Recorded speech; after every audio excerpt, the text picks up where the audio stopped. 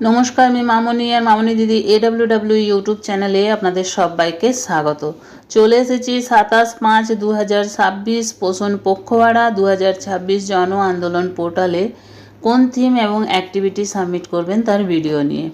আজ হচ্ছে 26/5/2026 তারিখ।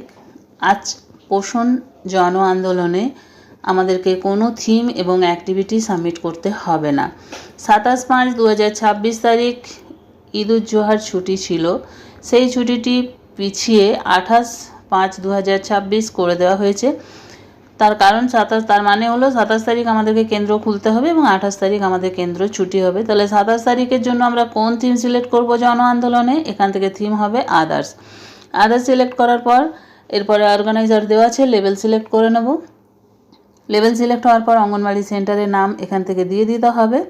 অঙ্গনওয়াড়ি সেন্টারের নাম দেওয়া হয়ে গেলে এখান থেকে আমাদেরকে অ্যাক্টিভিটি দিতে হবে। সেই দিন দেখুন একটি অ্যাক্টিভিটি সিলেক্ট হয়ে আছে, সেটি হচ্ছে IC dissemination display and AWC school and health facilities.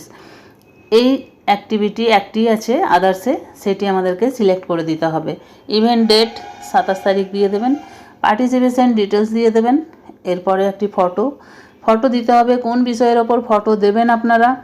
প্রথমে বলে দিই কী কী কাজ করবেন সেদিন আপনারা।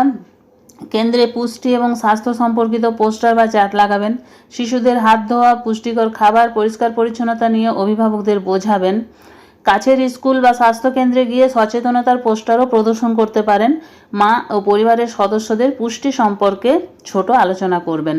জন আন্দোলন পোর্টালে আপলোড করার জন্য কি ছবি তুলবেন? পোস্টার লাগানোর ছবি, সচেতনতা আলোচনা করার ছবি, AWCতে IEC চার্ট ব্যানার প্রদর্শনের। IEC হচ্ছে ইনফরমেশন এডুকেশন অ্যান্ড কমিউনিকেশন, এর চার্ট বা ব্যানার প্রদর্শনের ছবি দেখাতে পারেন। অভিভাবকদের বোঝানোর ছবিও আপনারা দিতে পারেন।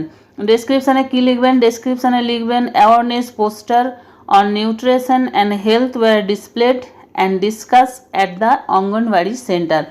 এই ডেসক্রিপশানটা পারফেক্ট হবে 27/5/2026 তারিখ জন আন্দোলন পোর্টালের জন্য। আপনারা চাইলে কোনো ছোট ডেসক্রিপশানও লিখে দিতে পারেন। তো দিদিরা, এই ছিল আমার আজকের ভিডিওটি ভালো লাগলে একটি লাইক করবেন। আমার চ্যানেলে নতুন হয়ে থাকলে চ্যানেলটি সাবস্ক্রাইব করবেন এবং ভিডিওটি বেশি বেশি শেয়ার করবেন যাতে আমাদের অন্যান্য দিদিদের কাছে পৌঁছে যায়। আজ এই পর্যন্তই, আবার চলে আসবো আরও একটি নতুন ভিডিও নিয়ে। ততক্ষণ সবাই ভালো থাকুন, সুস্থ থাকুন। ওকে, বাই বাই।